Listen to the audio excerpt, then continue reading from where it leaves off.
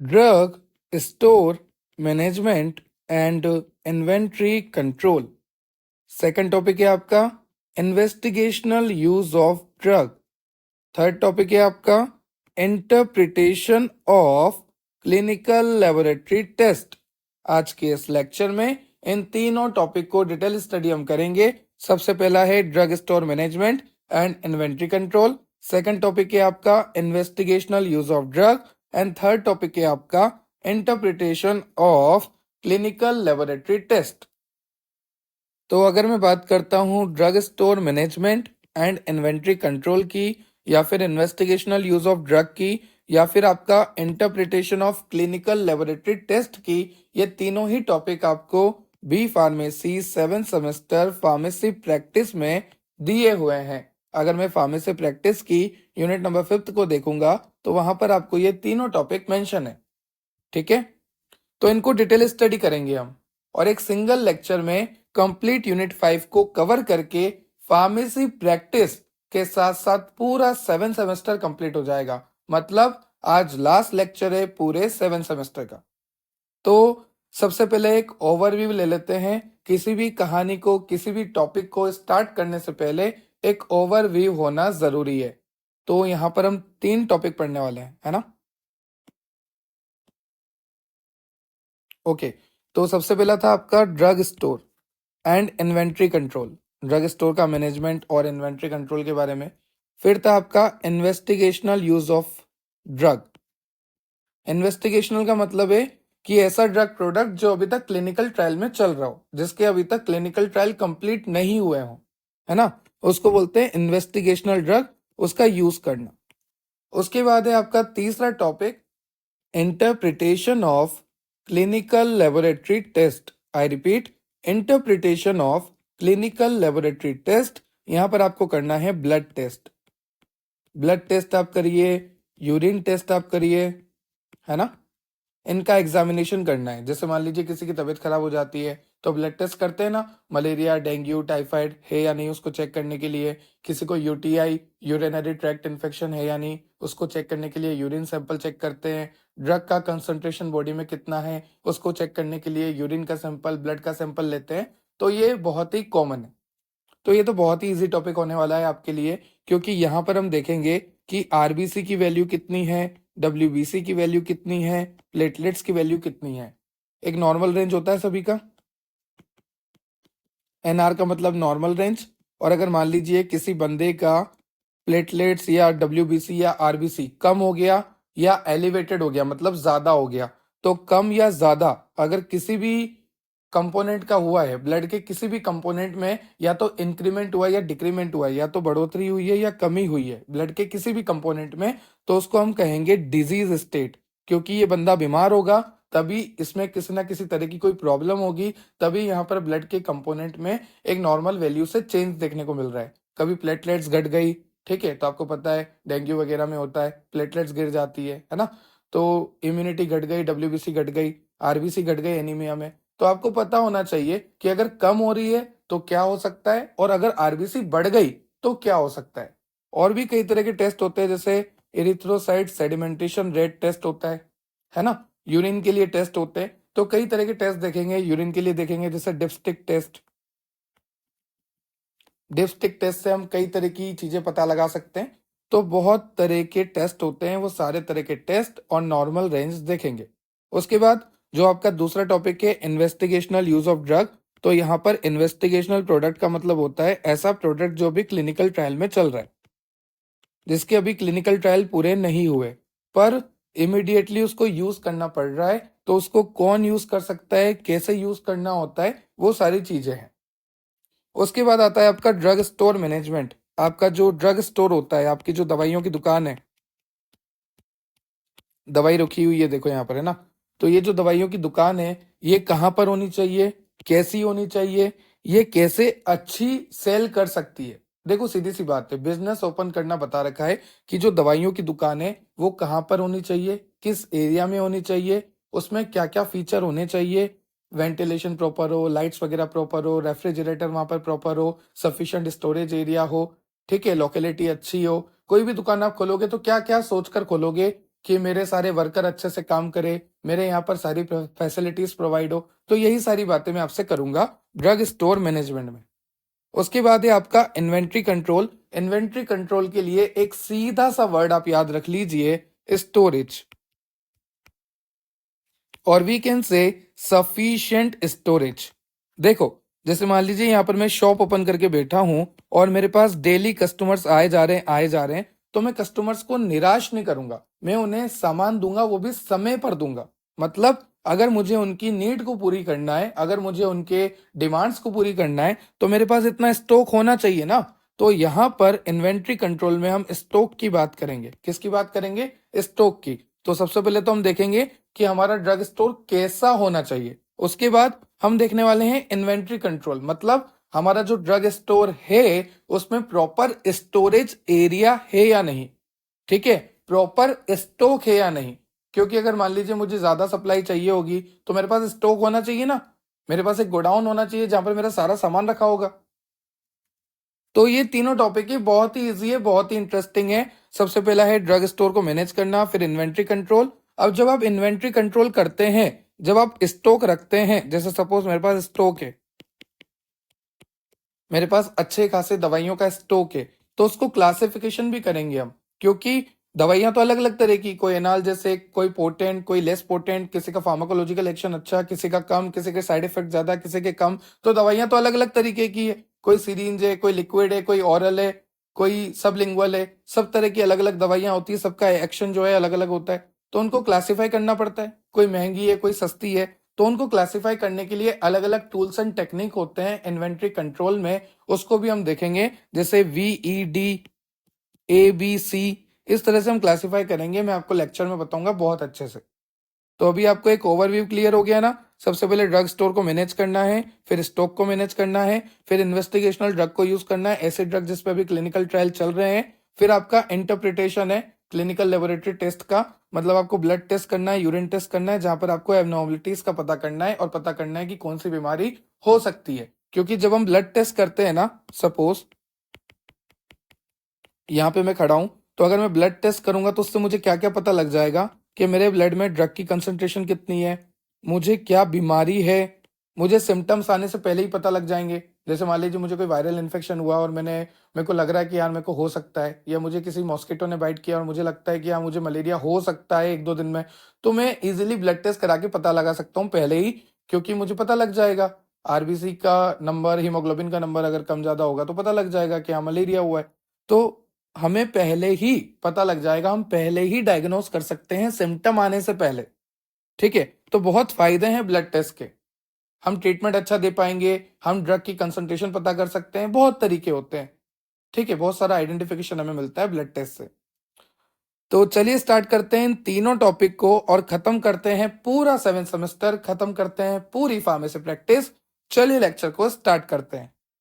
अगर आपको और लेक्चर की रिक्वायरमेंट है तो आप चेक कर सकते हैं हमारी प्लेलिस्ट, जहां पर आपको यूनिट वाइज सारे लेक्चर मैंने मेंशन किए हुए हैं। और अगर आपको नोट्स की रिक्वायरमेंट है तो आप चेक कर सकते हैं हमारी एप्लीकेशन, डेप्थ ऑफ बायोलॉजी की एप्लीकेशन आप डाउनलोड कर सकते हैं प्ले स्टोर से, और आपको वहां पर सारे नोट्स अवेलेबल मैंने कराए हुए हैं। वहां पर लाइव लेक्चर्स भी होते हैं, ऑनलाइन क्लासेस भी होती है, तो जरूर डाउनलोड कीजिएगा डेप्थ ऑफ बायोलॉजी एप्लीकेशन। चलिए लेक्चर को स्टार्ट करते हैं। चलिए ठीक है सर, सबसे पहले स्टार्ट करते हैं ड्रग स्टोर मैनेजमेंट से। तो ये आपका ड्रग स्टोर है, आप यहाँ पर खड़े हैं, आप काफी खुश हैं, आपने ड्रग स्टोर खोला अभी अभी, ये लो चमका दिया मैंने आपका ड्रग स्टोर। आप काफी खुश हैं, आपने ड्रग स्टोर ओपन किया है, ठीक है। अब आपसे मैं पूछूं कि आपने क्या देखकर इस एरिया में ड्रग स्टोर ओपन करा है, तो आप बोलेंगे यहाँ पर मैंने सबसे पहले पेशेंट देखे, किस एज के पेशेंट है। उसके बाद यहाँ पर मैंने कंपटीशन देखा कि आसपास कितनी दूर तक ड्रग स्टोर है या नहीं। फिर आप बोलोगे यहाँ पर मैंने हेल्थ केयर फैसिलिटीज देखी है या नहीं, यहाँ पर मैंने नंबर ऑफ फिजिशियन देखे, डॉक्टर है या नहीं। क्योंकि कोई भी बिजनेस अगर मैं खोल रहा हूँ, जैसे मान लो मैं मेडिकल स्टोर खोल रहा हूँ, तो आसपास में क्या देखूंगा, एक तो लोकेलिटी अच्छी होनी चाहिए, है ना, रिच लोकेलिटी होनी चाहिए, सारे ऐसे पेशेंट्स होने चाहिए आसपास जिनको डेली बेसिस पे नीड हो दवाइयों की। फिर डॉक्टर कितने हैं आसपास, हॉस्पिटल कितने हैं आसपास, मेडिकल फैसिलिटीज कितनी है आसपास, एक्सरे लैब है या नहीं, है ना, लेबोरेटरीज है या नहीं, different type of test perform हो रहे नहीं हो रहे, क्योंकि हमें हमारी दवाइयां बेचनी है। और अगर हमें हमारी दवाइयां बेचनी है तो मुझे पता होना चाहिए कि आसपास कितने डॉक्टर है, आसपास कितनी हेल्थ केयर फैसिलिटीज है, आसपास कितने लोग रहते हैं, ये लोकेलिटी कैसी है, आसपास कितने मेडिकल स्टोर है, आसपास कितने ड्रग स्टोर है, कौन से नए हैं, कौन से पुराने हैं, कब से चल रहे हैं, सारी बातें मुझे पता होनी चाहिए, तब जाके मैं इसको ओपन करूंगा। आसपास पार्किंग फैसिलिटीज है या नहीं, है ना, एनवायरमेंट कैसा है, लोग कैसे हैं, वो बीमारी को लेके अवेयर है या नहीं। पता लगा कि लोग बीमारी को लेके अवेयर ही नहीं है, जागरूक ही नहीं है, तो कौन आएगा आपके ड्रग स्टोर पे? कोई भी नहीं। ठीक है, तो ये सारी चीजें मुझे देखनी होती है। अब ड्रग स्टोर क्या होता है? Drug store is most essential for the proper functioning of hospital. Obviously hospital है तो ड्रग स्टोर है, ड्रग स्टोर है तो हॉस्पिटल है। चलिए, अब मैं आपको बताता हूं ऑब्जेक्टिव ऑफ ड्रग स्टोर। इस तरह से आपको अलग अलग क्लासिफाई करके लिखना है, ऑब्जेक्टिव अलग लिखना है ना, फंक्शन अलग लिखने हैं। ड्रग स्टोर के क्या क्या ऑब्जेक्टिव्स होने चाहिए वो हमें देखना है। तो सबसे पहला, जैसे मान लीजिए यहाँ पर हॉस्पिटल है, हॉस्पिटल में कोई पेशेंट गया डॉक्टर साहब से मिला, डॉक्टर साहब ने इस पेशेंट को डायग्नोस किया और इस पेशेंट को डायग्नोस करके डॉक्टर साहब ने प्रिस्क्रिप्शन को लिखा। अब ये पेशेंट इस प्रिस्क्रिप्शन को लेकर मेरे ड्रग स्टोर में आया, तो मेरे पास वो सारी दवाइयां होनी चाहिए जो भी इस पेशेंट को रिक्वायर्ड है, क्योंकि ये पेशेंट जो है डॉक्टर के पास गया, डॉक्टर ने दवाइयां लिखी, तो मतलब इस हॉस्पिटल में जो भी दवाइयां जनरली कॉमनली यूज होती है वो सारी दवाइयों का स्टॉक मेरे ड्रग स्टोर में होना चाहिए। सीधी सी बात है। यहां तक कि जो भी एसेसरीज रिक्वायर्ड होते हैं हॉस्पिटल में, जो पेशेंट को परचेस करके लाने होते हैं, वो सारे एसेसरीज मेरे ड्रग स्टोर पे होने चाहिए। मतलब अगर पेशेंट आ रहा है तो मैं उसे सारा सामान प्रोवाइड कर सकूं, सारे ड्रग्स, सारे फॉर्मुलेशन, सारे एसेसरीज मेरे पास अवेलेबल होने चाहिए जो भी नियर बाय हॉस्पिटल्स में चलते हैं। अब अगर मेरा ड्रग स्टोर है तो मुझे परचेसिंग भी करनी पड़ेगी, मतलब उस ड्रग स्टोर में मुझे सामान भी रखने पड़ेंगे, तो सामान को मुझे डिफरेंट सोर्सेस से मंगाना पड़ेगा। जो भी फॉर्मुलेशन है, जैसे सॉलिड है, लिक्विड है, टेबलेट्स है, पिल्स है, कैप्सूल है, सस्पेंशन है, इमल्शन है, सिरप है, एलिक्सियर है, जो भी मुझे खरीदना है तो मुझे डिफरेंट सोर्सेस से खरीदना पड़ेगा। To supply drug to consuming department, consuming department मतलब कि पेशेंट्स वगैरह, तो हम उन्हें प्रॉपर सप्लाई कर सकें, ये हमारा एक ऑब्जेक्टिव है। और भी कई सारे यहाँ पर ऑब्जेक्टिव्स दे रखे हैं, जैसे to store drugs required in research work, to preserve certain category of drug, to maintain record of drug and issue of drug, सारे ड्रग का रिकॉर्ड मेंटेन रखना है, कितनी ड्रग्स को हमने मंगवाया, कितनी ड्रग्स को हमने स्टोर कर रखा है, कितनी ड्रग्स को हमने इश्यू करा पेशेंट्स को, वो सारा डाटा हमारे पास होना चाहिए, वो सारा रिकॉर्ड हमारे पास होना चाहिए। उसके बाद है success of a drug store is depend on factor. कौन कौन से फैक्टर? कि आपने कहां पर ड्रग स्टोर ओपन किया है, आसपास लोकेलिटी क्या है, ठीक है, जैसे उसकी लोकेशन, उसका लेआउट क्या है, फाइनेंशियल मैनेजमेंट क्या है, आपका कितना पैसा आपने लगाया, क्वालिफाइड एंड एक्सपीरियंस स्टाफ होना चाहिए, क्योंकि मान लीजिए आपने ड्रग स्टोर ओपन किया और आप वहां पर नहीं हैं, आपने स्टाफ को रखा हुआ है और जब कोई पेशेंट आया तो स्टाफ ने उससे बदतमीजी कर ली तो वो पेशेंट डबल कभी नहीं आएगा। तो क्वालिफाइड स्टाफ होना चाहिए, एक्सपीरियंस स्टाफ होना चाहिए, प्रोफेशनल स्टाफ होना चाहिए, ट्रेंड स्टाफ होना चाहिए, एजुकेटेड स्टाफ होना चाहिए। Honesty, sincerity and hard work, और जो भी वहां पर बंदे काम कर रहे हैं ईमानदारी से काम करें, सिंसियरिटी से काम करें, हार्ड वर्किंग हो, ठीक है, उनका बिहेवियर कस्टमर से बहुत ही ज्यादा अच्छा होना चाहिए। देखो सीधी सी बात है, आप किसी भी मेडिकल स्टोर पे जाओगे, अगर वो आपसे प्यार से पूछेगा, प्यार से आपको दवाइयां देगा, कम रेट में अगर मार्केट से वो देगा, तो आप नेक्स्ट टाइम उसी के पास जाओगे। ठीक है, फिर है आपका selection of suitable site is depend on, मतलब आपका ड्रग स्टोर जो है वो कहाँ पर होना चाहिए। ड्रग स्टोर आपका ऐसी जगह पर होना चाहिए जहां पर पॉपुलेशन अच्छी खासी हो, पॉपुलेशन डेंसिटी अच्छी हो। सेकंड, नंबर ऑफ फिजिशियन ज्यादा हो, ज्यादा से ज्यादा डॉक्टर होंगे, ज्यादा से ज्यादा पेशेंट आएंगे।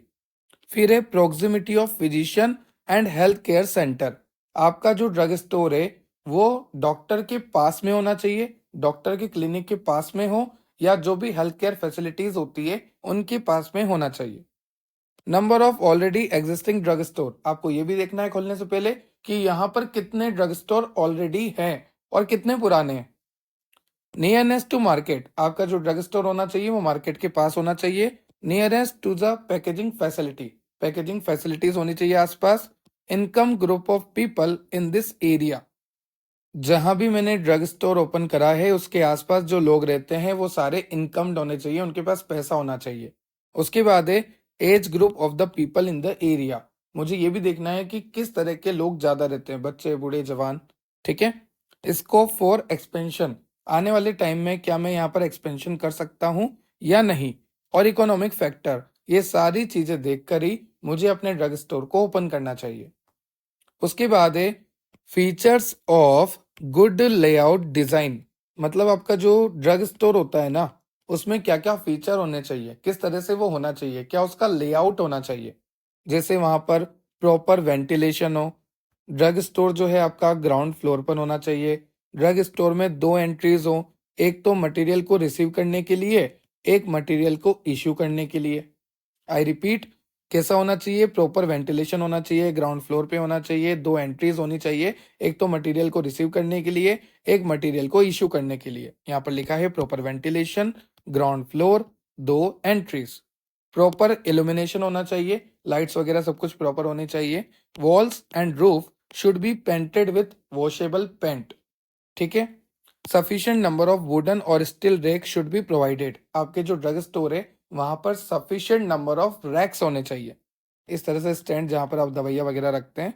Fast moving item should be kept near the counter, और जो ज्यादा बिकने वाला सामान है उसको काउंटर के पास रखें, और जो कम बिकने वाला सामान है उसको काउंटर से दूर रखें।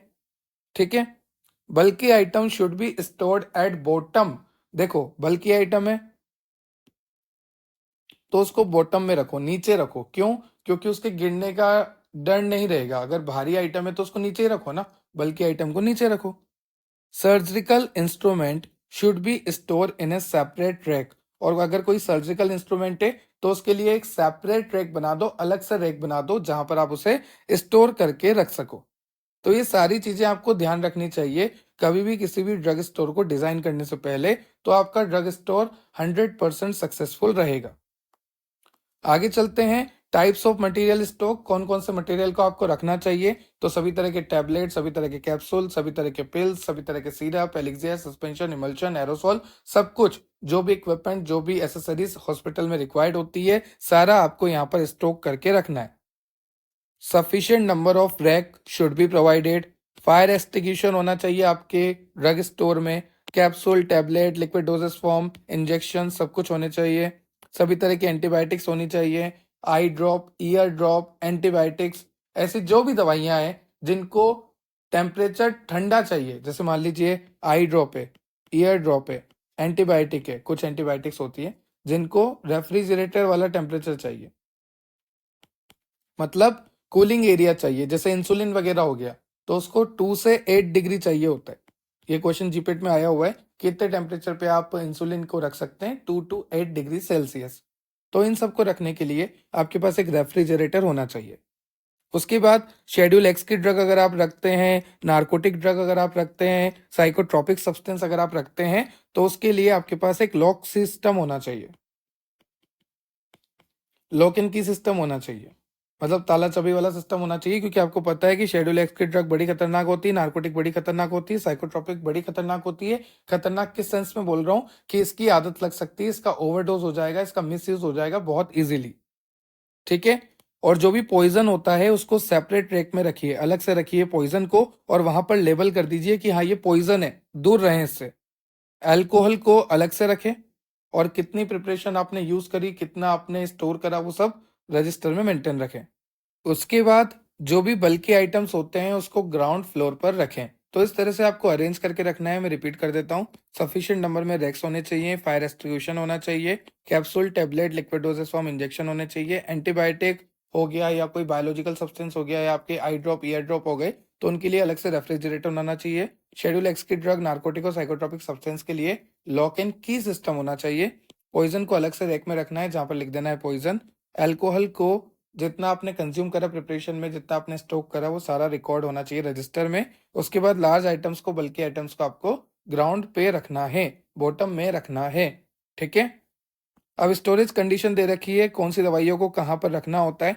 तो देखो जीपेट में यहीं से क्वेश्चन आया था कि 2 to 8 डिग्री सेल्सियस पे आप रख सकते हैं इंसुलिन को।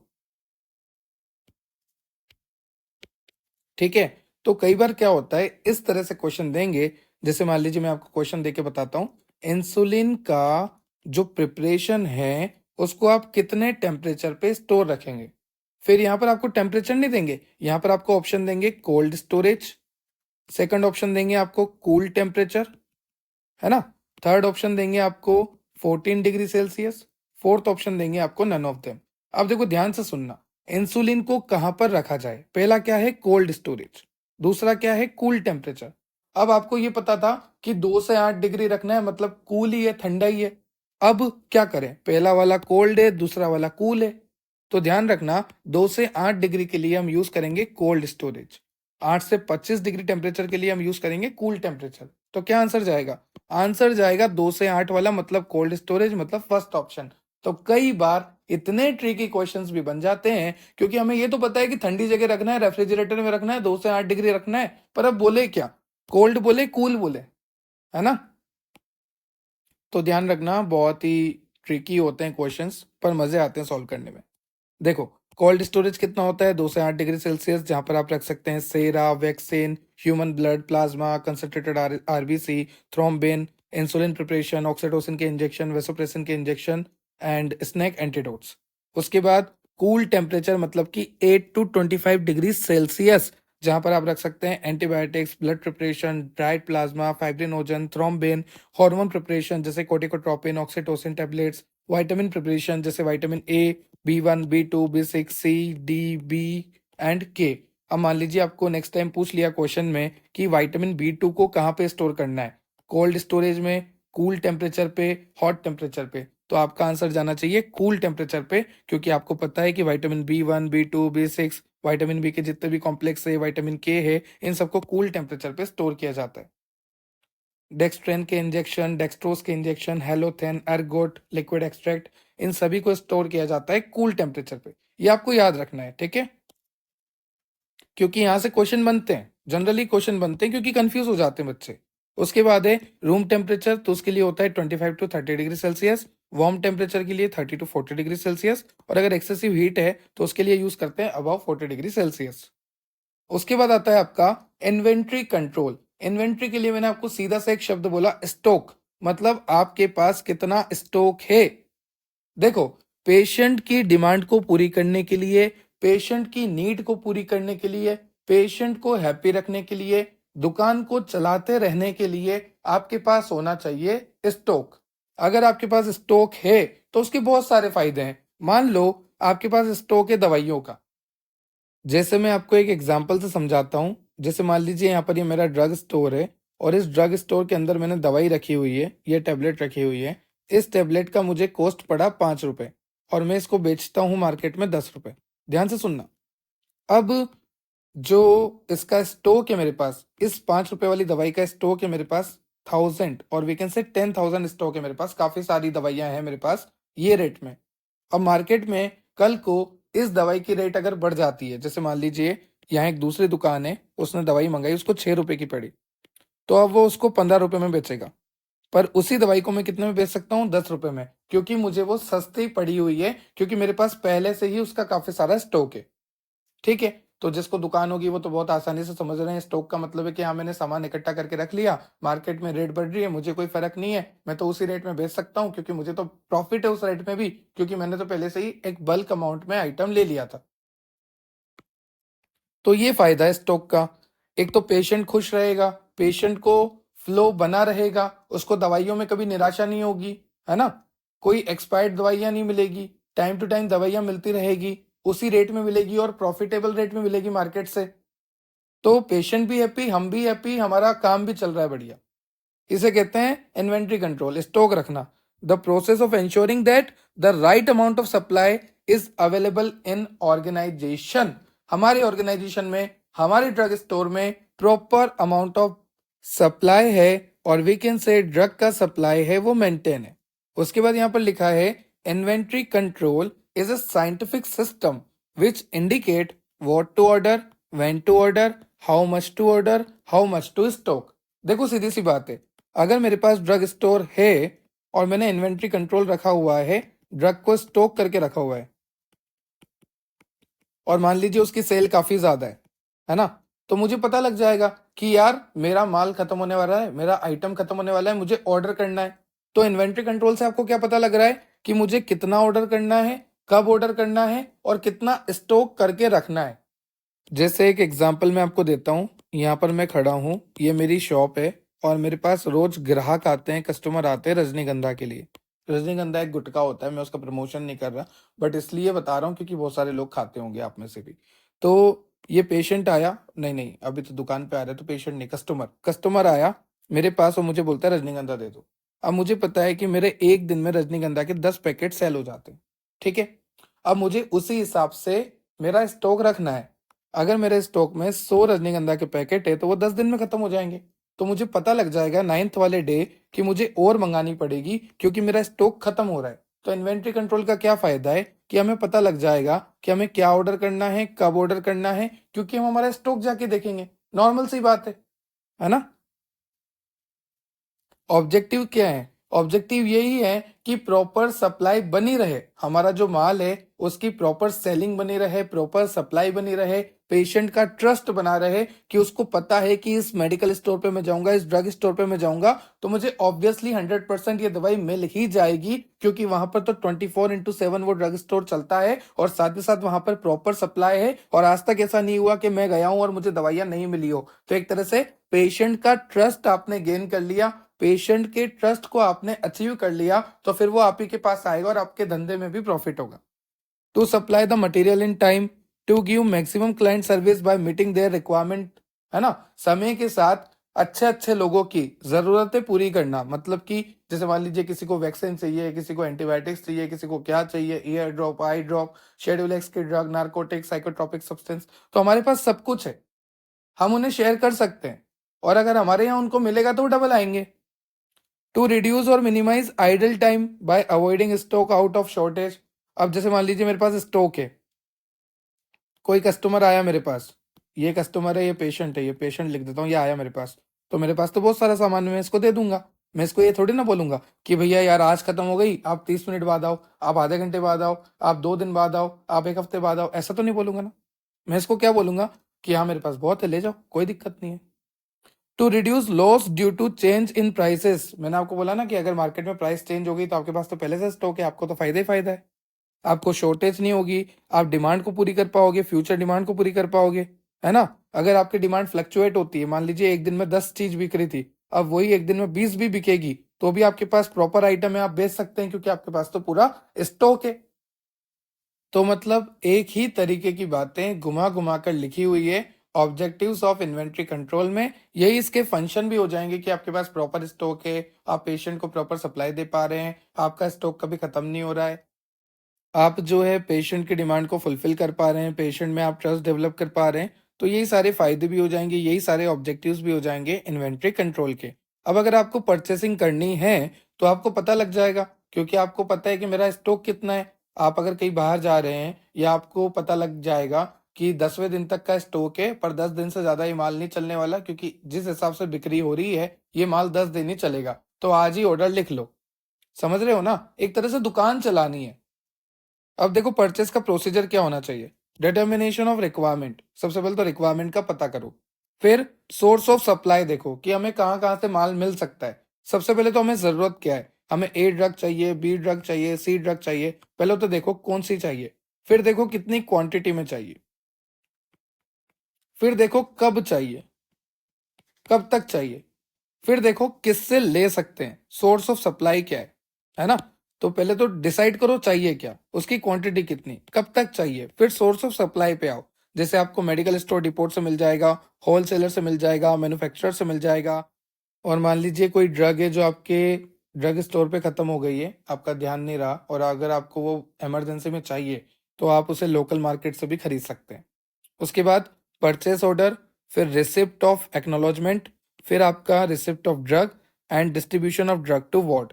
ये सारी स्टेप्स होती है परचेसिंग की। सबसे पहले आपने देखा कि आपको क्या रिक्वायर्ड है, फिर सोर्स ऑफ सप्लाई आपने सेलेक्ट किया, फिर परचेस ऑर्डर बना, बायर और सप्लायर के बीच में, जिसने खरीदा और जिसने बेचा उसके बीच में एक परचेस ऑर्डर बनता है, बिल बनता है ना। ड्रग की रिसिप्ट आती है, फिर ड्रग का डिस्ट्रीब्यूशन होता है वार्ड्स में। तो इस तरह से पूरी प्रोसेस ये चलती है। उसके बाद आपको दे रखा है इन्वेंट्री एनालिसिस। तो यहाँ पर 3 लेवल होते हैं एनालिसिस के।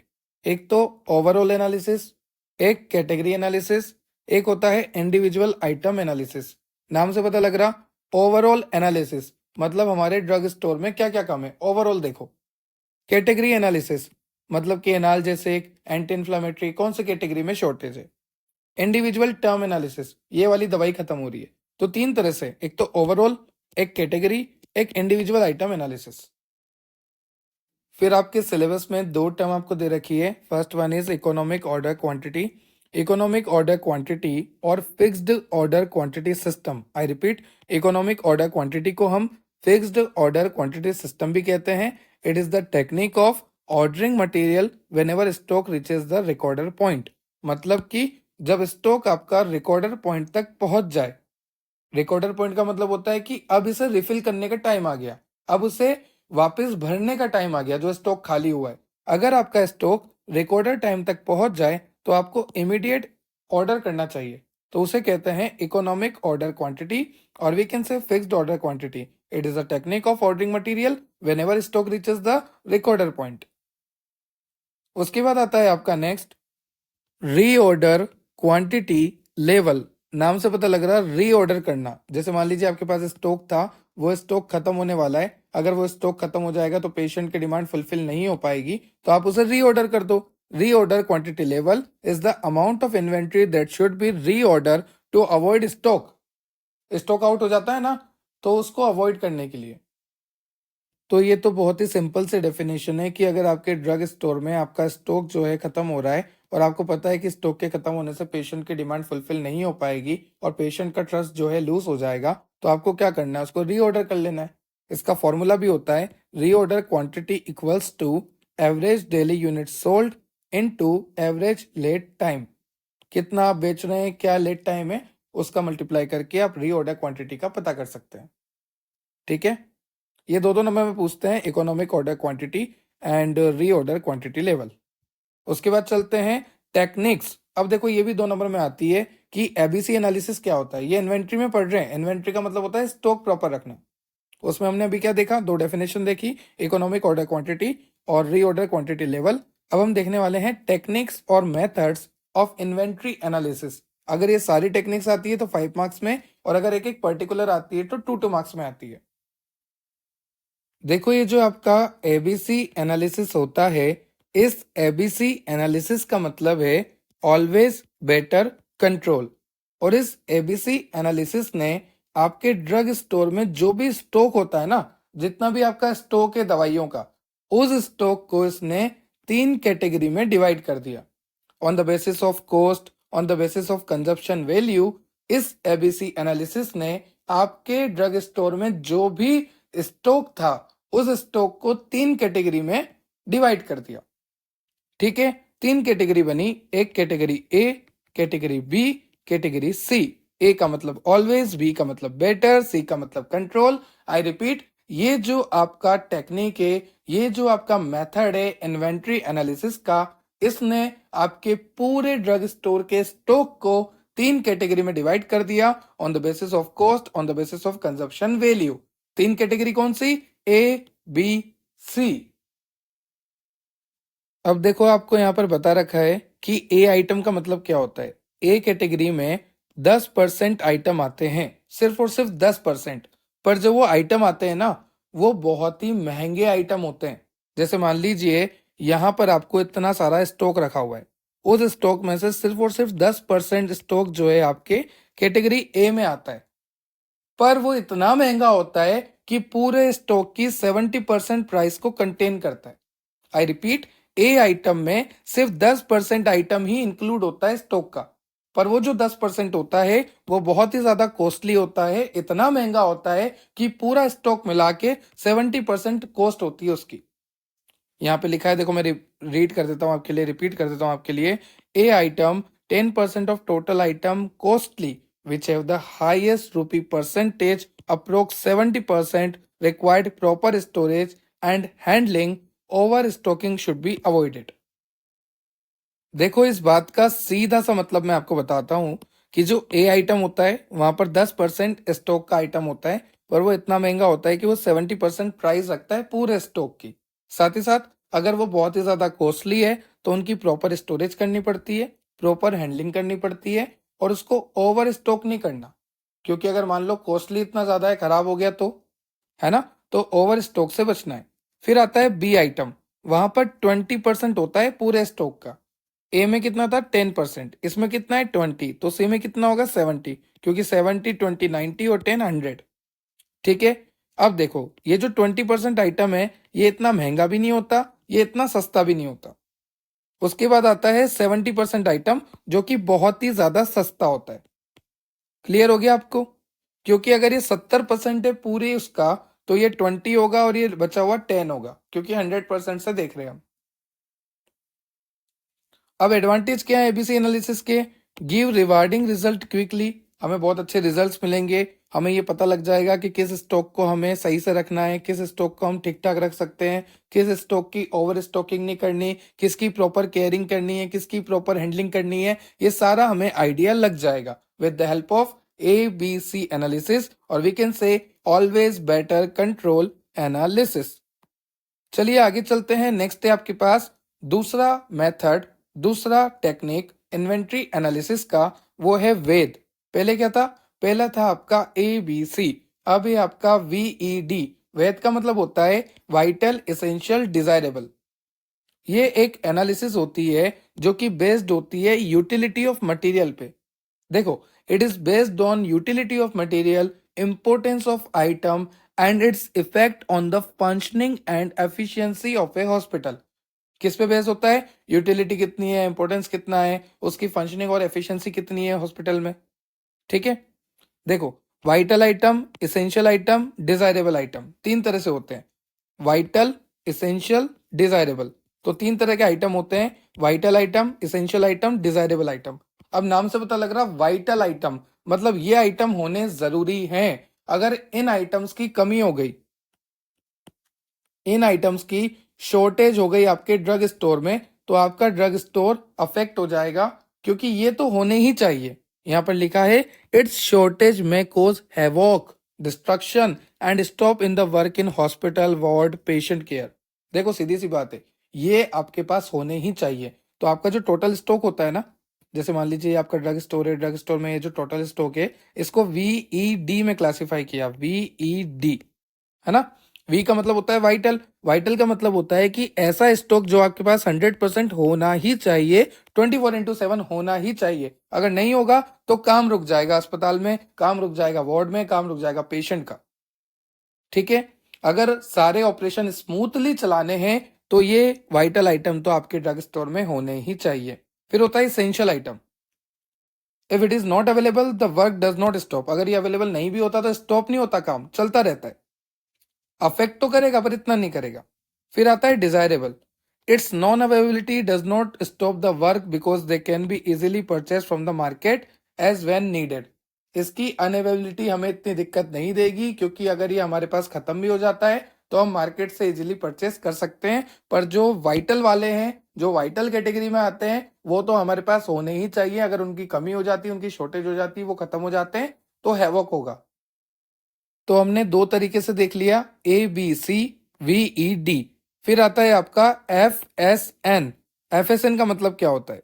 देखो, एक तो होते हैं फास्ट मूविंग आइटम, एक होते हैं स्लो मूविंग, एक होते हैं नॉन मूविंग। अगर मैंने दुकान खोली है तो कुछ आइटम तो ऐसे होंगे जो डेली बिकेंगे, रोज बिकेंगे, अच्छे बिकेंगे। कुछ आइटम कभी कभी बिकेंगे, धीरे धीरे बिकेंगे। और कुछ आइटम साल में एक बार गया तो गया, नहीं तो नहीं बिकेगा, पड़ा रहेगा वहां पर, इकट्ठा होता रहेगा, है ना। तो यहाँ पर भी ऐसा है कि अगर मेरा ड्रग स्टोर है तो ड्रग स्टोर में कुछ दवाइयां वो तो कॉमन बिकती हैं, डेली बेसिस पे बिकती है, जैसे पेन किलर हो गया, एनाल्जेसिक हो गया, है ना, एनाल्जेसिक पेन किलर वगैरह, एंटीपायरेटिक वगैरह, ये तो बहुत आसानी से बिकेंगी। कुछ दवाइयां कम बिकती हैं और कुछ दवाइयां तो बहुत ही लिमिटेड बिकती हैं। ठीक है, तो यहां पर उसी के बारे में बता रखा है। It helps to avoid investment in non moving और स्लो आइटम। अब देखो एक बात बताना, ध्यान से सुनना। ये आपका ड्रग स्टोर है, ये आपका ड्रग स्टोर का स्टॉक एरिया है जहां पर आपने सामान को स्टॉक कर रखा है।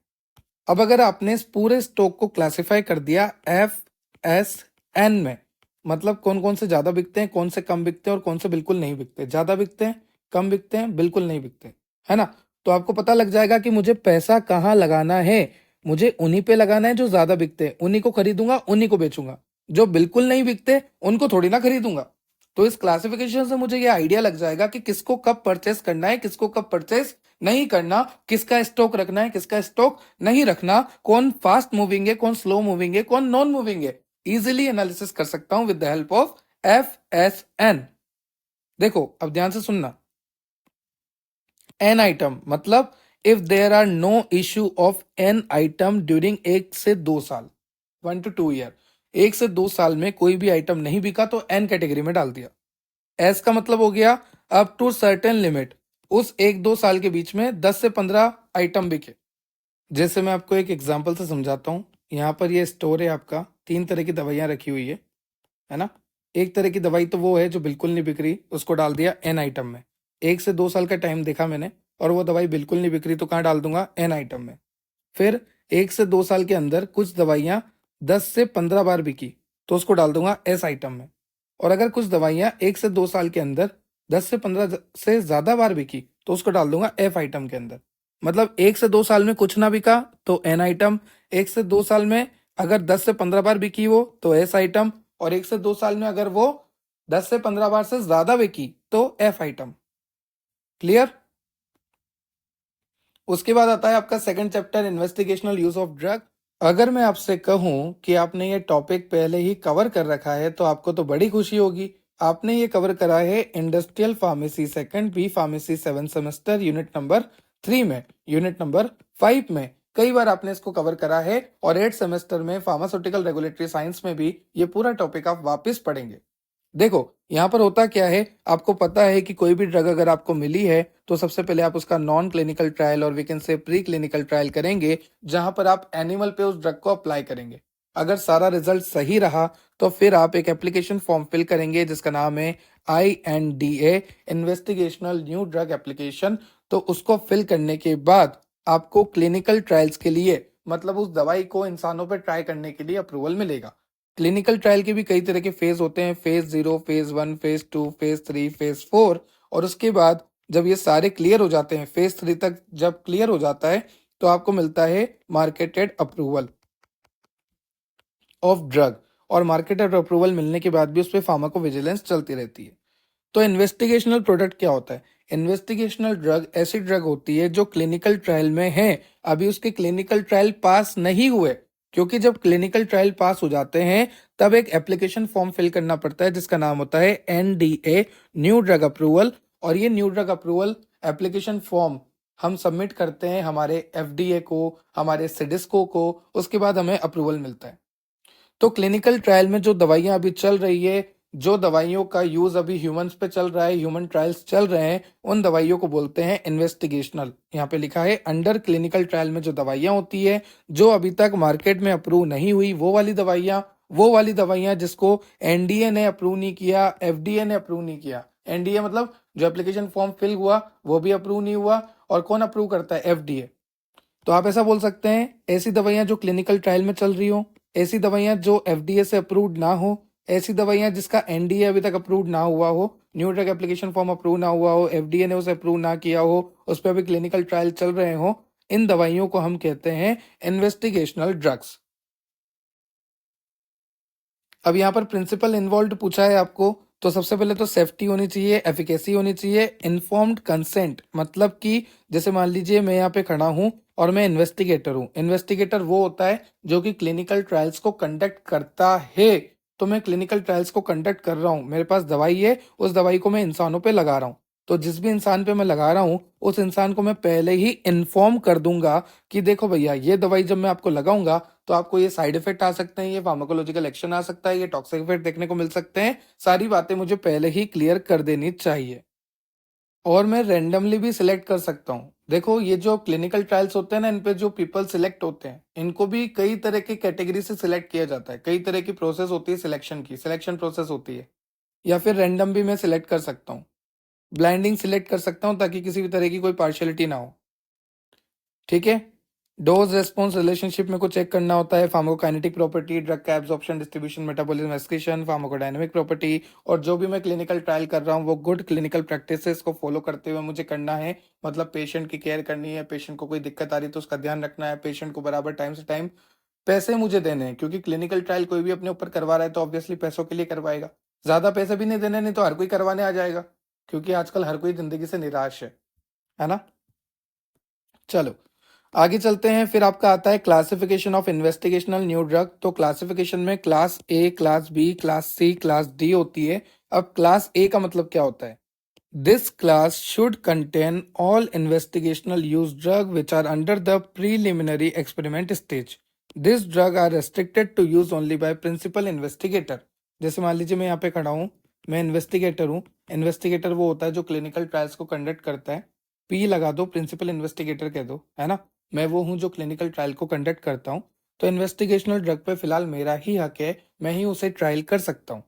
और अगर उसके सारे ट्रायल सही होते हैं, वो अभी किस स्टेज पे है? वो अभी स्टेज पे है प्रीलिमिनरी एक्सपेरिमेंट स्टेज। मतलब अभी उसके ऊपर क्लिनिकल ट्रायल चल रहे हैं, अभी उसे मैं मार्केट के लिए हाँ नहीं कह सकता। क्योंकि गलती से मान लीजिए मेरा क्लिनिकल ट्रायल फेल हो जाता है और गलती से मैंने उसके मार्केट के लिए हाँ कह दी, तो मार्केट के लिए तो प्रोडक्शन ज्यादा होगी, और मैं बाद में बोलूँ कि यार क्लिनिकल ट्रायल ही फेल हो गए, तो ये जितनी भी प्रोडक्शन हुई है, इसमें जितना भी पैसा लगा है, जितना भी टाइम लगा है, सब वेस्ट हो जाएगा। तो जब क्लिनिकल ट्रायल सक्सेसफुली डन हो जाएंगे, सारी रिपोर्ट सबमिट हो जाएगी, अप्रूवल मिल जाएगी, उसके बाद ही मैं उसकी मार्केट में प्रोडक्शन करवा सकता हूँ, मार्केट लेवल पे प्रोडक्शन करवा सकता हूँ, pilot plant scale up technique industrial level पे प्रोडक्शन करवा सकता हूँ। ठीक है, if it is successful then we can go for the full scale experiment. Okay, तो क्लास ए में क्या आता है? प्रीलिमिनरी एक्सपेरिमेंट स्टेज होती है, जहां पर अभी एक्सपेरिमेंट चल ही रहे हैं। उसके बाद आता है class B. This class of investigational drug has pass through preliminary experimental research stage. यहाँ पर ये स्टेज जब पास हो जाती है तो उसके बाद वो आ जाती है क्लास बी में। In this class the investigational drug are supplied to pharmacy department. अब जो हमारी ड्रग थी ना इन्वेस्टिगेशनल ड्रग, उसको हमने फार्मेसी डिपार्टमेंट में दे दिया। कहां पर दे दिया? फार्मेसी डिपार्टमेंट में दे दिया। सबसे पहली कंडीशन क्या थी? यहाँ पर ये ड्रग जो थी प्रीलिमिनरी एक्सपेरिमेंट स्टेज पे थी। क्लास बी में क्या हुआ? उस ड्रग ने प्रीलिमिनरी एक्सपेरिमेंट स्टेज को पास कर लिया। अब हमने उस इन्वेस्टिगेशनल ड्रग को फार्मेसी डिपार्टमेंट में दे दिया। उसके बाद आता है class C. This class of investigational use of drug approved by USPNF और पास बाय द एफडीए। हमारी जो ड्रग है वो अप्रूव्ड हो चुकी है एफडीए से। ठीक है, use for sale and commercial concern, फिर हम उसे सेल कर सकते हैं, कमर्शियल लेवल पे प्रोड्यूस कर सकते हैं। और क्लास डी में क्या होता है? हमारी ड्रग जो है हॉस्पिटल फॉर्मुलरी में ऐड हो जाती है। हॉस्पिटल फॉर्मुलरी एक ड्रग की लिस्ट होती है जो हॉस्पिटल में होती है। ठीक है, तो क्लास ए में प्रीलिमिनरी स्टेज में होती है, क्लास बी में प्रीलिमिनरी स्टेज को पास करके फार्मेसी में चली जाती है, क्लास सी में एफडी अप्रूव कर देता है और बड़े लेवल पे प्रोडक्शन कर सकते हैं, क्लास डी में आपकी जो ड्रग है वो हॉस्पिटल फॉर्मुलरी में ऐड हो जाती है। उसके बाद है control of investigational use of drug. All investigational drug should be registered with the pharmacy and therapeutic committee. जो भी इन्वेस्टिगेशनल ड्रग होती है उसको रजिस्टर्ड होना पड़ता है फार्मेसी से, थेरेपेटिक कमेटी से। और आपको मैं फार्मेसी एंड थेरेपेटिक कमेटी बहुत अच्छे से पढ़ा चुका हूं 2 बार। ठीक है, this may be accomplished by a letter from the principal investigator which provide following information. अब देखो, इन्वेस्टिगेशनल ड्रग है तो किसके हाथ में रहेगी सारी बात? प्रिंसिपल इन्वेस्टिगेटर की, जो कि क्लिनिकल ट्रायल्स करता है। तो वो एक लेटर बनाता है जिसमें सारी इन्फॉर्मेशन होती है उस ड्रग के बारे में, जैसे ड्रग का नाम, जेनरिक नाम, मैन्युफैक्चरर कौन है, केमिकल नेम क्या है, प्रोप्रिएटी नेम क्या है, उसकी जनरल केमिस्ट्री क्या है, फार्माकोलॉजी क्या है, टॉक्सिकोलॉजी क्या है, डोज रेंज उसका कितना है, मेथड ऑफ एडमिनिस्ट्रेशन के बारे में बताइए, एंटीडोट के बारे में बताइए, उसके थेरेपेटिक यूज के बारे में बताइए। तो ये सारी बातें प्रिंसिपल इन्वेस्टिगेटर बताता है एक इन्वेस्टिगेशनल ड्रग के बारे में। जेनरिक नाम उसका, मैन्युफैक्चरर उसका, केमिकल नेम उसका, प्रोप्रिएटी नेम उसका, general chemistry, pharmacology, toxicology, dose range, method of administration, antidote and therapeutic use. This form are usually titled. देखो किस किस के पास इंफॉर्मेशन रहेगी? फिजिशियन के पास, आपके नर्स के पास, फार्मासिस्ट के पास। ठीक है, जो इंफॉर्मेशन रहेगी वो सारी यहाँ पर लिखी हुई है। नर्स के पास क्या रहेगी, फार्मासिस्ट के पास क्या रहेगी। अब आता है रोल ऑफ फार्मासिस्ट। देखो पिछले 10 लेक्चर से हम फार्मासिस्ट का रोल पढ़ रहे हैं, तो मुझे नहीं लगता आपको बताने की जरूरत है, आप कर सकते हैं। फार्मासिस्ट का रोल बहुत ईजी है। एजुकेट करना पेशेंट को, ड्रग्स के बारे में जानना, ड्रग्स की फार्माकोकाइनेटिक प्रॉपर्टी के बारे में जानना, डायनामिक प्रॉपर्टी के बारे में जानना, उसका एब्जॉर्प्शन, डिस्ट्रीब्यूशन, मेटाबॉलिज्म, एक्सक्रीशन के बारे में जानना, हाफ लाइफ के बारे में जानना, toxic effect, adverse effect, side effect के बारे में जानना, लोगों को बताना, स्टाफ को बताना, फिजिशियन को कंसल्ट करना, यही सारी बातें होती हैं। फिर आपकी एडवाइजरी कमेटी होती है, जैसे आपका फार्मेसी एंड थेरेपेटिक कमेटी, जो कि हम 2 बार पढ़ चुके हैं, अलग से आपको दे भी रखा है। ठीक है। फिर आपका होता है FDA, food and drug administration वाला, वो भी हम पढ़ चुके हैं पहले ही। तो एडवाइजरी कमेटी भी आपको आती है। उसके बाद चलते हैं interpretation of clinical laboratory result. इसमें जो आपके लेबोरेटरी टेस्ट होते हैं ना, उसके बारे में बता रखा है। जैसे मान लीजिए मैं यहाँ पे खड़ा हूँ और अगर मेरी तबीयत खराब है तो मैं ब्लड टेस्ट करवाऊंगा, यूरिन टेस्ट करवाऊंगा, है ना। या फिर मुझे पता करना है कि मेरे अंदर विटामिन डी की कमी तो नहीं, विटामिन सी की कमी तो नहीं, विटामिन बी की कमी तो नहीं, विटामिन बी के किसी कॉम्प्लेक्स की कमी तो नहीं, मुझ में हीमोग्लोबिन की कमी तो नहीं, आरबीसी की कमी तो नहीं, क्या मैं एनीमिक तो नहीं हूँ, क्या मुझे मलेरिया तो नहीं हुआ, क्या मुझे टाइफाइड तो नहीं हुआ, क्या मुझे डेंगू तो नहीं हुआ, क्या मुझे एड्स तो नहीं हुआ। वो तो हो ही नहीं सकता, मल्टीपल सेक्स पार्टनर ही नहीं है, खैर। तो यहां पर मैं अपना ब्लड टेस्ट करवाऊंगा, यूरिन टेस्ट करवाऊंगा। क्यों करवा रहा हूं मैं ब्लड टेस्ट, यूरिन टेस्ट? ताकि मुझे एनालाइज हो सके, ताकि मुझे पता लग सके कि मुझे क्या प्रॉब्लम है ना। जैसे मान लीजिए यहाँ पर ये बंदा खड़ा है, ये बंदे के जब मैं ब्लड को देखूंगा तो वहां पर मुझे different type of biochemical constituent देखने को मिलेंगे, जैसे आरबीसी, डब्ल्यूबीसी, प्लेटलेट्स। अगर इनका वैल्यू नॉर्मल है तो कोई दिक्कत नहीं है, बंदा हेल्दी है, बंदा बढ़िया है, बंदे को कोई दिक्कत नहीं है। पर अगर इनका वैल्यू ऊपर नीचे है, जैसे मान लीजिए आरबीसी है, डब्ल्यूबीसी है, प्लेटलेट्स है, अगर ये ज्यादा कम है, ज्यादा कम है, ज्यादा कम है, तो उस कंडीशन में इस बंदे को कोई ना कोई प्रॉब्लम है। नॉर्मल ब्लड टेस्ट भी होता है, नॉर्मल रूटीन चेकअप भी होता है, मैं तो करवाता हूँ। मैंने अभी 97 टेस्ट करवाए थे अपने ब्लड से, यूरिन से रिलेटेड, जहां पर मुझे विटामिन डी की कमी निकली थी। क्यों? क्योंकि मैं दिन भर रूम में रहता हूँ, दिन भर लेक्चर की तैयारी, लेक्चर के लिए एडिटिंग, लेक्चर को बनाने का पूरा काम यही करता रहता हूँ, बाहर निकलता ही नहीं हूँ। तो ऑब्वियसली सनलाइट नहीं मिलेगी, विटामिन डी की कमी होगी।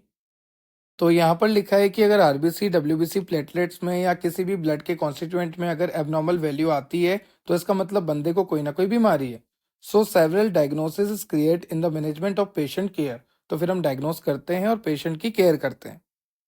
कई तरह के लेबोरेटरी टेस्ट होते हैं। अब लेबोरेटरी टेस्ट क्यों किए जाते हैं, क्या इंपॉर्टेंस है उनकी? सबसे पहला, laboratory testing help in finding basic information of health of patient. Patient की हेल्थ के बारे में अगर आपको पता करना है तो आप लेबोरेटरी टेस्टिंग के साथ जा सकते हैं। दूसरा है ability to provide the information of normal और abnormal functioning of the health. जैसे मान लीजिए मेरा लीवर है, मेरी किडनी है, तो मैं जब ब्लड टेस्ट कराऊंगा ना तो मुझे पता लग जाएगा कि मेरा लीवर सही से काम कर रहा नहीं कर रहा, मेरी किडनी सही से काम कर रही नहीं कर रही, मेरा हार्ट सही से काम कर रहा नहीं कर रहा, मेरे वाइटल ऑर्गन सही से काम कर रहे नहीं कर रहे। तो मुझे ऑर्गन का, ऑर्गन सिस्टम का फंक्शनिंग पता करना है, वर्किंग पता करना है कि वो सही से काम कर रहे हैं या नहीं कर रहे। क्योंकि अगर नहीं कर रहे होंगे तो ऑब्वियसली कुछ ना कुछ डिफरेंट मिलेगा मेरे ब्लड में। एंजाइम का लेवल हिट हो जाएगा, आरबीसी का लेवल हिट हो जाएगा, सेडिमेंटेशन रेट का लेवल हिट हो जाएगा, एरिथ्रोसाइट सेडिमेंटेशन रेट। तो जब अगर लेवल चेंज हो रहा है, कम हो रहा है या एलिवेट हो रहा है, तो उस कंडीशन में कहीं ना कहीं तो प्रॉब्लम आ रही है, और वो मुझे लेबोरेटरी टेस्टिंग से ही पता लगेगी।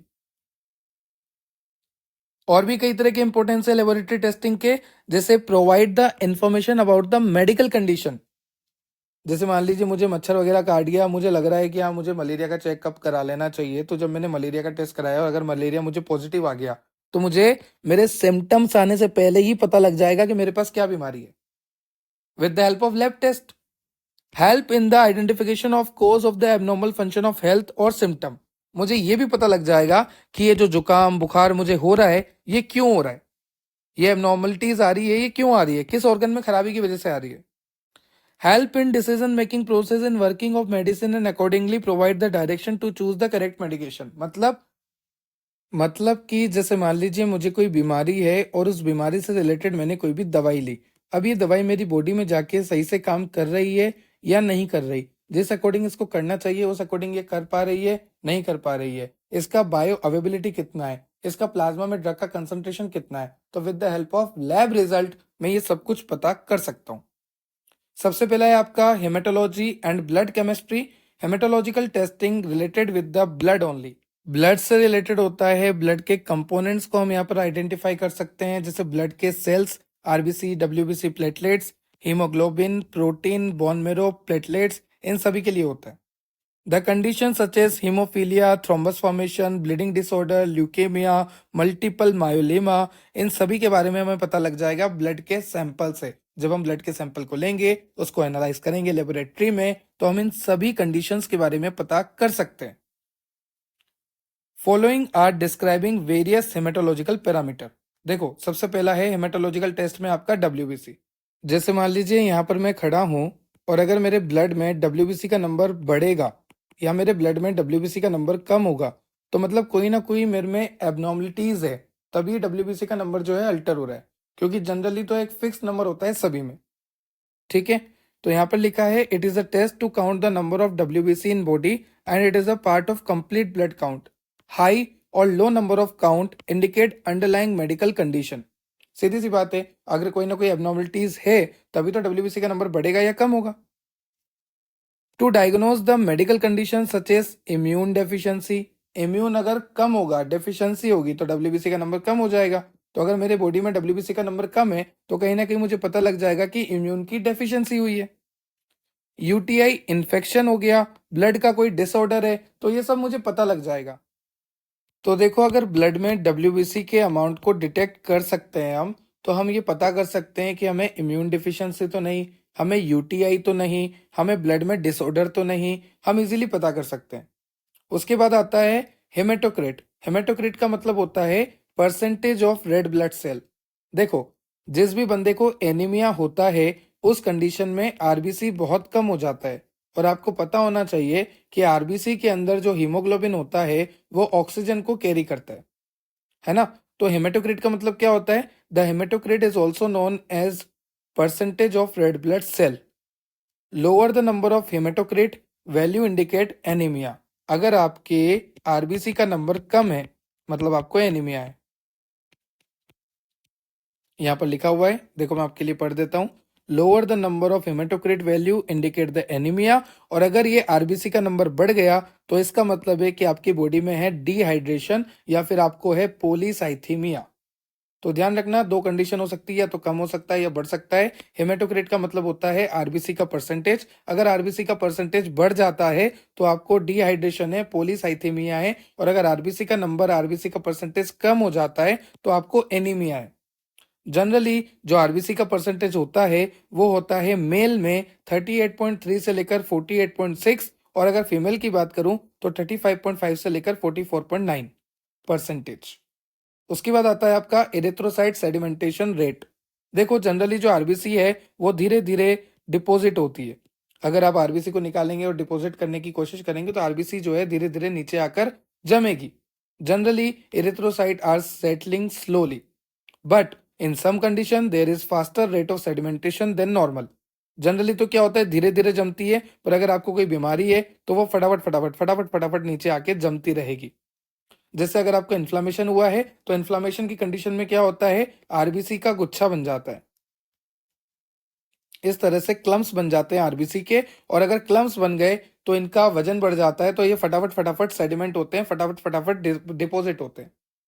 एक नॉर्मल आरबीसी है जो बिल्कुल धीरे धीरे डिपॉजिट होगी, और एक वो आरबीसी की कंडीशन है जहां पर आरबीसी के क्लम्स बन चुके हैं ड्यू टू इन्फ्लामेशन, तो वो फटाफट फटाफट सेडिमेंट होंगे। तो आपको ये पता लग जाएगा, अगर आरबीसी फटाफट फटाफट सेडिमेंट हो रहा है तो मतलब कहीं ना कहीं कुछ ना कुछ इन्फ्लामेशन हुआ है। हायर ईएसआर मतलब आरबीसी का सेडिमेंटेशन रेट, इरिथ्रोसाइट का सेडिमेंटेशन रेट अगर ज्यादा है, आरबीसी जल्दी जल्दी सेटल हो रहा है, तो उसका मतलब है कि आपको जॉइंट पेन है, आपको नेक में पेन है, आपको शोल्डर में पेन है, आपको हेडेक है, आपका वेट एबनॉर्मल है, आपको डाइजेस्टिव प्रॉब्लम है, आपको फीवर है। ये सब टर्म इंडिकेशन कब होती है? जब आपका इरिथ्रोसाइट सेडिमेंटेशन रेट नॉर्मल से बढ़ जाता है। तो ये सारी कंडीशन में से एक कंडीशन आपको हो सकती है, या हो सकता है मल्टीपल हो। फिर आता है हीमोग्लोबिन। तो हीमोग्लोबिन के बारे में आप सभी जानते हैं, आरबीसी के अंदर जो मिलता है उसे कहते हैं हीमोग्लोबिन। हीमोग्लोबिन जो है ऑक्सीजन को कैरी करता है। तो आरबीसी के अंदर हीमोग्लोबिन होता है, हीमोग्लोबिन ऑक्सीजन को कैरी करता है, और ऑक्सीजन को कैरी कर कर ऑक्सीजन को ले जाता है ये ऑर्गन और टिश्यू के पास। अब ऑर्गन और टिश्यू को जैसे ही ऑक्सीजन मिला, इन्होंने छोड़ा CO2, तो इस CO2 को ले जाने का काम भी हीमोग्लोबिन का ही होता है। और कहाँ ले जाता है? ये हीमोग्लोबिन इस CO2 को लंग्स के पास ले जाता है। तो ध्यान रखना, आरबीसी के अंदर होता है हीमोग्लोबिन। हीमोग्लोबिन ऑक्सीजन को कैरी करता है ऑर्गन और टिश्यू तक, और ऑर्गन और टिश्यू से जो भी CO2 निकलता है उस CO2 को भी हीमोग्लोबिन कैरी करता है और ले जाता है लंग्स तक।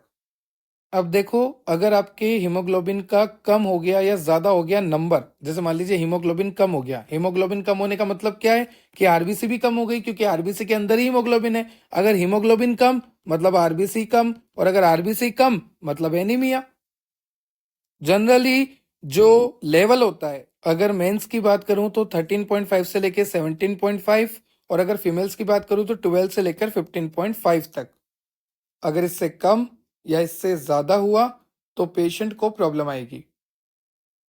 उसके बाद ऐसे तो कई तरह के टेस्ट होते हैं, जैसे आपका डायबिटीज वाला टेस्ट, जो कि हमने डायबिटीज में बहुत अच्छे से पढ़ा है। दो तरह से होता है, fasting test, non fasting test. Fasting test मतलब आप भूखे रहे हैं, नॉन फास्टिंग टेस्ट मतलब आपने डायरेक्ट करा लिया, आप भूखे नहीं रहे हैं, है ना। तो दोनों में अलग अलग वैल्यू आती है। डायबिटीज में क्या होता है, ब्लड में शुगर बढ़ जाता है, तो शुगर का अमाउंट चेक करते हैं, तो भूखे पेट चेक करते हैं। फास्टिंग एक ऐसे ही नॉर्मली चेक कर लेते हैं बिना भूखे पेट, उसको कहते हैं नॉन फास्टिंग। तो जो भूखे पेट की वैल्यू आती है वो आनी चाहिए आपके 100 मिलीग्राम पर डेसीलीटर। अगर इससे ज्यादा आ रही है, जैसे मान लीजिए 100 से 110 के बीच में आ रही है ना, तो उस कंडीशन को हम कहेंगे प्री डायबिटीज, मतलब आपको डायबिटीज होने वाली है, आप डायबिटीज की तरफ बढ़ रहे हैं। अगर आप 10 से 16 घंटे भूखे रहकर आए हैं, 10 से 16 घंटे आपने फास्टिंग करी है, और उसके बाद भी आप आए हैं और आपके ब्लड में शुगर का लेवल अगर 100 से क्रॉस हो जाता है, तो उस कंडीशन को कहते हैं प्री डायबिटिक। अगर 100 रहता है, 100 से कम रहता है तो ठीक है, कम ज्यादा भी कम नहीं होना चाहिए, वरना तो फिर आपकी बॉडी में ग्लूकोज का लेवल ही गिर जाएगा। एक 100 तक चलेगा, 100 से ज्यादा दिक्कत, 100 से कम भी दिक्कत, 195 से कम भी दिक्कत। कब? जब फास्टिंग टेस्ट कर रहे हैं, ठीक है। फिर आता है आपका फोलेट टेस्ट। जो फोलेट टेस्ट होता है वो फोलिक एसिड के डिटर्मिनेशन के लिए होता है। जैसे मान लीजिए मेरे ब्लड में फोलिक एसिड का कंसंट्रेशन मुझे पता करना है, फोलिक एसिड बोल लीजिए या फिर विटामिन B9 बोल लीजिए, एक ही बात है। तो अगर मुझे फोलिक एसिड का या विटामिन B9 का कंसंट्रेशन पता करना है मेरे ब्लड में, तो उसके लिए जो टेस्ट होता है उसको कहते हैं फोलेट टेस्ट। जो फॉलिक एसिड होता है वो बहुत ही ज्यादा इसेंशियल होता है for the production of RBC and repairing of the nerve tissue in the body. Nerve की रिपेयरिंग के लिए भी बहुत ज्यादा इंपॉर्टेंट होता है, साथ ही साथ आरबीसी के प्रोडक्शन के लिए। आरबीसी का अगर प्रोडक्शन करना है या फिर नर्व टिश्यू को रिपेयर करना है, तो इन दोनों के लिए फॉलिक एसिड होना जरूरी है, और वी कैन से विटामिन B9 होना जरूरी है। इसलिए आपने देखा होगा, जिसको भी नसों की दिक्कत रहती है, नर्व प्रॉब्लम रहती है, उनको फॉलिक एसिड की टेबलेट प्रीफर की जाती है, क्योंकि नर्व टिश्यू के रिपेयरिंग में भी वो काम करता है, ठीक है। It is very essential in normal growth, particularly for the development of babies in pregnancy. Pregnancy में बेबीज के डेवलपमेंट के लिए भी फॉलिक एसिड और वीकेंड से विटामिन B9 बहुत ही इसेंशियल होता है। तो इसके लेवल को भी आप चेक कर सकते हैं। फिर आता है HbA1c। इसका मतलब होता है कि आपका जो हीमोग्लोबिन है वो कितना ज्यादा ग्लूकोज के साथ स्टिक हुआ। देखो पहले तो ये HbA1c है ना, HbA1c यहाँ पर लिखा हुआ है HbA1c। ये जो टेस्ट होता है, इस टेस्ट के और भी नाम है, जैसे ग्लाइकेटेड और ग्लाइकोसाइलेटेड हीमोग्लोबिन। यहाँ पर क्या होता है कि जैसे मान लीजिए आपका ब्लड है, ब्लड में ग्लूकोज के मॉलिक्यूल ज्यादा है। अब जितना ज्यादा ग्लूकोज होगा ब्लड में, उतना ही ज्यादा वो ग्लूकोज जाके हीमोग्लोबिन से स्टिक हो जाएगा। क्लियर? जितना ज्यादा ब्लड में ग्लूकोज होगा उतना ही ज्यादा वो ग्लूकोज जो है हीमोग्लोबिन के साथ स्टिक होता जाएगा। तो ये जो टेस्ट होता है ना HbA1c, यह डायबिटीज के लिए करते हैं। क्यों? क्योंकि डायबिटीज में हमें करना पता होता है कि ब्लड में कितना ग्लूकोज है। जितना ज्यादा ग्लूकोज होगा उतनी ज्यादा डायबिटीज वर्स्ट केस सिनेरियो होगा, डायबिटीज उतनी ज्यादा एक्सट्रीम होगी जितना ज्यादा ग्लूकोज होगा। तो हमें ग्लूकोज के लेवल को चेक करना है। तो with the help of HbA1c test हम ब्लड में ग्लूकोज के लेवल को चेक कर सकते हैं। कैसे? कि जितना ज्यादा ग्लूकोज होगा उतना ज्यादा हीमोग्लोबिन से स्टिक होगा। तो with the help of this concept, with the help of this कि हीमोग्लोबिन से कितना ग्लूकोज अटैच है, उस बेसिस पे हम पता कर सकते हैं कि ब्लड में कितना ग्लूकोज है। अगर नॉर्मल रेंज पे है तो ठीक है, अगर ज्यादा है तो डायबिटीज है, थोड़ा ज्यादा है तो प्री डायबिटिक है। उसके बाद आता है लीवर के फंक्शन टेस्ट। देखो लीवर बहुत ही इसेंशियल होता है। जैसे मान लीजिए आपने ड्रग लिया और ड्रग लिया तो ड्रग ने अपना एक्शन शो करा। अब जब ड्रग ने अपना एक्शन शो कर दिया तो ड्रग का मेटाबॉलिज्म होना भी जरूरी है। और आप जानते हैं कि लीवर में different type of microsomal, different type of non microsomal enzyme होते हैं जो कि ड्रग के मेटाबॉलिज्म के लिए रेस्पॉन्सिबल होते हैं, जैसे साइटोक्रोम P450 वगैरह। तो ये ड्रग के मेटाबॉलिज्म के लिए मेनली रेस्पॉन्सिबल होते हैं। मेनली ड्रग्स जो है साइटोक्रोम P450 से मेटाबोलाइज हो जाती है। लीवर जो है डाइजेशन में भी हेल्प करता है। तो लीवर के तो बहुत सारे रोल होते हैं, है ना। तो लीवर में अगर कोई प्रॉब्लम आ जाती है तो उस कंडीशन में आपकी पूरी बॉडी में प्रॉब्लम आना स्वाभाविक सी बात है। तो लीवर के फंक्शन टेस्ट में सबसे पहला है आपका डिटर्मिनेशन ऑफ बिलिरुबिन। बिलिरुबिन का डिटर्मिनेशन करना। देखो बिलिरुबिन बनता कैसे? जब आरबीसी टूटती है, रेड ब्लड सेल टूटती है, तो आपका हीम बनता है, क्योंकि आरबीसी के अंदर क्या है? हीमोग्लोबिन है। हीमोग्लोबिन जब टूटेगा तो किस में कन्वर्ट होगा? हीम और ग्लोबुलिन में।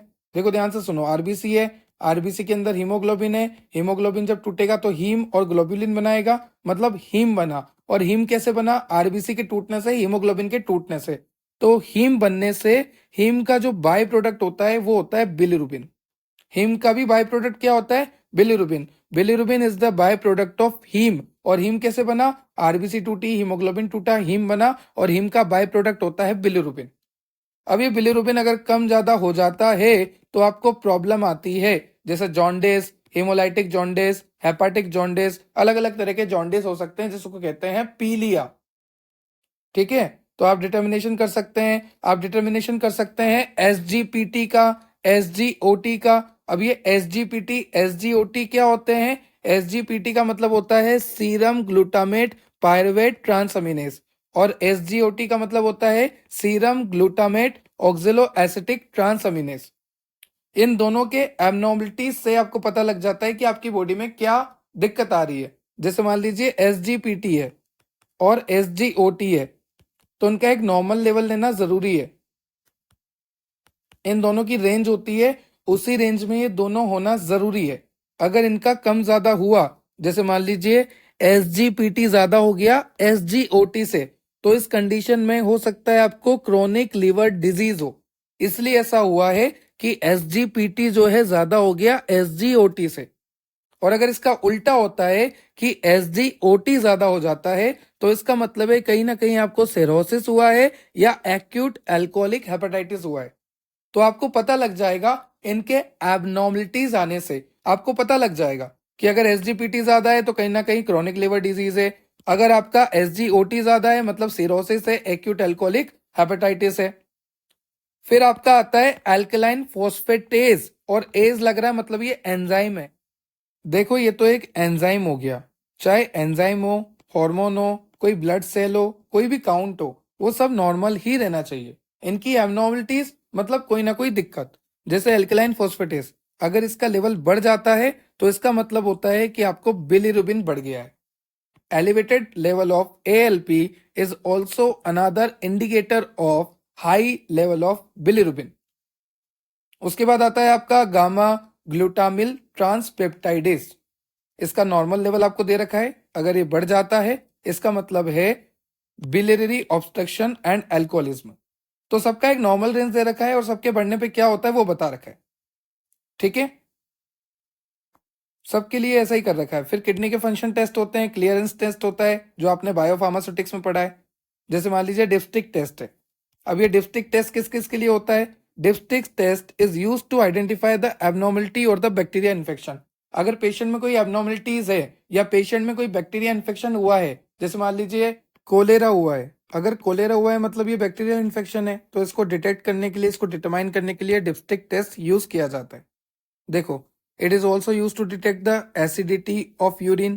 This test is used to estimate the concentration or dilute urine or specific gravity of urine. Concentration कितना है, डाइल्यूट है, कंसंट्रेटेड है यूरिन, वो भी चेक किया जा सकता है। पीएच कितना है यूरिन का, वो भी चेक किया जा सकता है। This test is also use to estimate the protein in urine sample. आपके यूरिन में प्रोटीन कितना है प्रोटीन आ रहा है या नहीं आ रहा, कम आ रहा है, ज्यादा आ रहा है तो कितना एबनॉर्मल आ रहा है वो भी चेक कर सकते हैं। This test is also use for bilirubin determination. Bilirubin के डिटर्मिनेशन में, यूरिन के सैंपल में प्रोटीन का डिटर्मिनेशन, आपके यूरिन के बारे में एनालिसिस कि आपका जो यूरिन है वो कंसंट्रेटेड है या डाइल्यूट है, साथ ही साथ उसकी पीएच का डिटर्मिनेशन। ठीक है, उसके बाद आप शुगर का एस्टिमेशन कर सकते हैं कि आपके यूरिन में ग्लूकोज तो नहीं आ रहा। साथ ही साथ कीटोन्स का डिटर्मिनेशन आप कर सकते हैं with the help of dipstick test. Presence of blood in urine, urine में ब्लड की प्रेजेंस भी आप बता सकते हैं with the help of dipstick test. Evidence of infection, जैसे मान लीजिए यूरिन है, यूरिन में डब्ल्यूबीसी आ रहा है तो कहीं ना कहीं इन्फेक्शन हुआ, वो भी आपको पता लग जाएगा। यूरिन में ब्लड आ रहा है, यूरिन में कीटोन बॉडीज आ रही, यूरिन में ग्लूकोज आ रहा है, यूरिन में प्रोटीन आ रहा है, यूरिन की पीएच चेंज आ रही, यूरिन कंसंट्रेटेड आ रहा है, यूरिन डाइल्यूट आ रहा, तो ये सारे टेस्ट आप कर सकते हैं यूरिन के with the help of dipstick test. फिर माइक्रोस्कोपिक एग्जामिनेशन होते हैं। माइक्रोस्कोपिक एग्जामिनेशन में हम क्या करते हैं, सबसे पहले एक बंदे को लेते हैं, उसका यूरिन सैंपल लेते हैं, उस यूरिन सैंपल को अंडर माइक्रोस्कोप हम ऑब्जर्व करते हैं और वहां पर हम देखते हैं कि उस यूरिन के सैंपल में कहीं व्हाइट ब्लड सेल ज्यादा तो नहीं। अगर व्हाइट ब्लड सेल होंगे तो मतलब बंदे को इन्फेक्शन हुआ है। अगर रेड ब्लड सेल होगा यूरिन में मतलब उसको रीनल डिजीज हुआ है। अगर वहां पर बैक्टीरिया होगा, ईस्ट होगा, मतलब बंदे को इन्फेक्शन हुआ है। तो बंदे के यूरिन को चेक करेंगे, बंदे का यूरिन लेंगे, यूरिन को अंडर माइक्रोस्कोप रखेंगे, माइक्रोस्कोप में रखने के बाद वहां पर हम चेक करेंगे कि अगर वहां पर डब्ल्यूबीसी ज्यादा है तो इन्फेक्शन हुआ है बंदे को, रेड ब्लड सेल ज्यादा है तो पेशेंट को रीनल डिजीज है, बैक्टीरिया और ईस्ट का कंसंट्रेशन ज्यादा है तो पेशेंट को इन्फेक्शन है। साथ ही साथ presence of tube shape protein in urine में इंडिकेट द किडनी डिसऑर्डर। अगर ट्यूब शेप प्रोटीन आ रहा है आपके यूरिन में तो आपको किडनी का डिसऑर्डर है। Presence of crystal in the urine sample में be a sign of kidney stone. अगर क्रिस्टल आ रहे हैं, छोटे छोटे क्रिस्टल देखने को मिल रहे हैं यूरिन में तो हो सकता है आपको किडनी स्टोन हो। तो ये सारे डिटर्मिनेशन आप कर सकते हैं with the help of lab, microscope, microscopic examination. ठीक है, तो ये था आज का आपका चैप्टर, आज के आपके 3 topic, drug store management, inventory control, investigational use of drug and interpretation of clinical laboratory test. I hope आपको लेक्चर क्लियर हुआ होगा। अगर आपको लेक्चर से रिलेटेड कोई भी डाउट है तो आप कमेंट सेक्शन में कमेंट कर सकते हैं। ये नोट्स आपको डेप्थ ऑफ बायोलॉजी एप्लीकेशन में मिल जाएंगे। डेप्थ ऑफ बायोलॉजी एप्लीकेशन आप डाउनलोड कर सकते हैं प्ले स्टोर से। साथ ही साथ टेलीग्राम से जुड़ जाना, इंस्टाग्राम से जुड़ जाना, व्हाट्सएप चैनल से जुड़ जाना, सभी की लिंक मैंने आपको डिस्क्रिप्शन में दे रखी है। यहाँ तक कि एप्लीकेशन की लिंक भी मैंने आपको डिस्क्रिप्शन में दे रखी है। अगर वो लिंक वर्किंग नहीं होती तो आप सीधा जाइए प्ले स्टोर पे, सीधा जाइए टेलीग्राम, इंस्टाग्राम, व्हाट्सएप चैनल पे और जाके सर्च कीजिए डेप्थ ऑफ बायोलॉजी, आपको हम मिल जाएंगे।